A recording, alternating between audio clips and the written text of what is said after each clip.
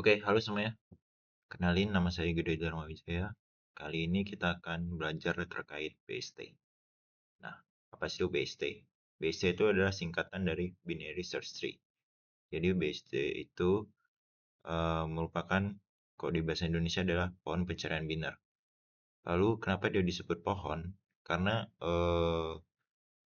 banyak yang disimbolkan dari bagian-bagian dari pohon itu tersendiri. Jadi contohnya ada di sini. Pertama itu ada root atau akar. Ini merupakan node paling atas dalam pohon. Jadi ini merupakan kalau di istilah itu adalah node awal atau node utama lah. Itu node paling atas. Jadi kita contohnya ada di mana? Nah, di sini. Nah, ini 3 poin ini merupakan root. Yang kedua di sini ada leaf atau daun. Node yang tidak punya anak, kiri maupun kanan.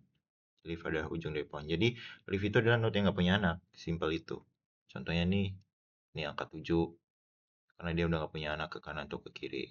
Jadi seperti itu. Lalu ada ketiga parent. Parent itu induk dan child atau induk dan anak. Nah, di atas disebut parent, yang di bawah disebut child. Jadi contohnya 15 ini merupakan parentnya, terus dia memiliki child atau anak yaitu 7 dan 26. Jadi seperti itu.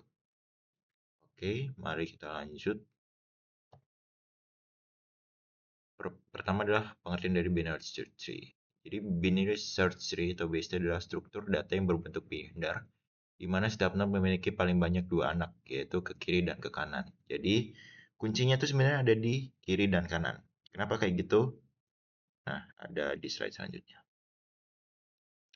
Ciri khas BST atau binary search tree. Ciri khas dari BST adalah aturan penempatan data. Node ke kiri itu selalu punya nilai yang lebih kecil dan node induk dari node induknya. Nah, node kanan itu selalu punya nilai yang lebih besar atau sama dari node induknya. Jadi itulah yang kita tunjukkan. Nah, ini traversal BST. Traversal BST itu pertama dia ada in order, yaitu dari leaf, lalu ke root, lalu ke right. Artinya dia dari kiri terlebih dahulu, lalu dia akan naik ke root, lalu dia akan naik lagi ke right. Itu. Terus ada pre-order, yaitu dia dari root atau dari atas, lalu dia ke kiri, lalu ke kanan. Lalu yang ada post order, yaitu dia dari kiri, lalu ke kanan, lalu ke atas atau root. Nah, sini ada operasi dasar. Operasi dasar itu dia meliputi insert atau menambah node, ada search mencari nilai, atau delete menghapus node. Ini operasi dasar ya, jadi kita cuma ngambil 3 ini aja untuk operasi dasarnya. Oke, kita next. Nah, operasi dasar.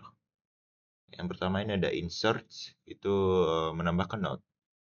Insert menambahkan node, mulai dari node dan bandingkan nilai yang ingin dimasukkan. Lalu jika lebih kecil geser ke kiri, jika lebih besar geser ke kanan.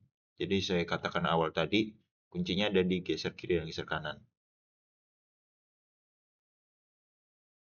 Nah, seperti ini. Ini datanya 30, 15, 37, 7, 26 dan seterusnya ini sampai 42 ya. Pertama, 30. 30 ini merupakan root, jadi kita taruh di paling atas sini. Lalu nilai yang lebih kecil 30, lebih besar 15, maka 15 taruh sini. Seperti itu. Jadi intinya yang kecil ke kiri, yang besar ke kanan. Seperti itu. Ini susunan dari pohon binernya ya, dari data-data ini. Bisa juga kita misal mencari insert 35 nih. Dari selanjutnya, kita sisipkan nilai 35 nih. Apakah 35 lebih besar dari 30? Jelas. Maka 35 ini akan bergeser ke sini. Lalu kita lihat apakah 35 lebih besar dari 37? Ternyata enggak. Maka 35 akan ke kiri. Lalu di sini ada 32. Apakah 35 lebih besar dari 32? Ternyata iya. Maka 35 akan besar ke kanan. Jadi di situ. Yang besar ke kanan, lalu yang kecil ke kiri. Jadi kuncinya ada di situ. Selanjutnya di sini ada operasi dasar. Kedua itu search atau mencari nilai. Jadi itu sama aja kayak insert yang tadi. kita bandingkan nilai yang dicari. Jadi kalau cocok ya berarti ya ketemu. Kalau lebih kecil sama aja kayak tadi lanjut ke kiri, kalau lebih besar ya ke kanan. Jadi kuncinya ada kiri kanan ini. Jadi version kalau kita itu karena nggak perlu cek semua notnya. Nah, selanjutnya operasi dasar ketiga itu adalah delete, menghapus not. Ini lumayan rumit karena dia terdapat tiga aturan atau tiga kasus ya.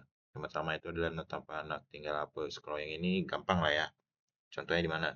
Nih, not tanpa anak. Misal kita mau hapus angka 42 ini kan 42 kan not tanpa anak ya, di kiri nggak ada, di kanan nggak ada, ya udah. Kalau kita hapus ya udah hapus aja gitu. Karena nggak bakal ngaruh apa-apa.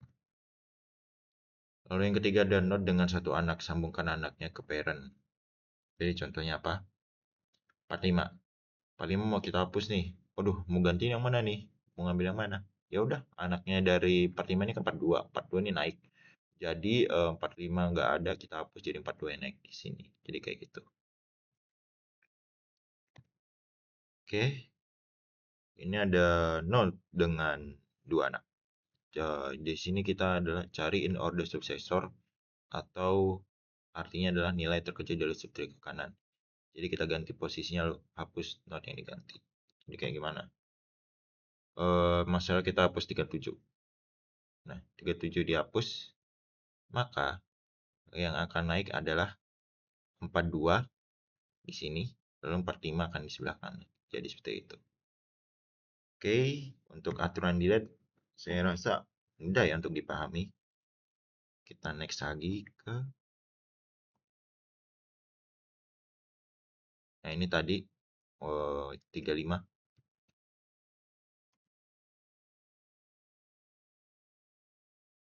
Jadi cari nilai 35 tadi ya. Oke, saya rasa cukup untuk di Canva. Jadi kita langsung uji coba aja di Visual Go. Ini kita udah di Visual Go-nya. Jadi kita udah coba ini. Saya udah coba sendiri tadi ya. Nah, di Visual Go ini misalnya kita mau inputin datanya nih. Pertama kalian create dulu, terus kalian kosongin dulu. Lalu di sini kayak insert. Saya udah nyiapin datanya. Kan bebas ya masukin data berapa aja. Jadi saya pakai data ini. Maka dia akan otomatis seperti ini di Visual Go. Jadi yang besar ke kiri, ya yang besar ke kanan, yang kecil ke kiri. Sorry. Jadi intinya yang besar ke kanan, yang kecil ke kiri. Jadi seperti itu. Yang kita jelasin di PPT tadi. Itu. Misalnya kita di sini mau insert 35 nih. Nah, maka dia akan menambah di sini. Kenapa seperti itu? Seperti yang kita jelasin tadi, 35 apakah lebih besar dari 30? Iya, maka dia akan ke kanan. Lalu di sini ada 37. 35 apakah lebih besar dari 37? Ternyata tidak, maka dia akan ke kiri. Lalu 35 apakah lebih besar dari 32? Iya, maka 35 akan seperti ini. Ya. Lalu di sini kita bisa mau remove nih. Remove 42. Nah, maka dia akan ke remove.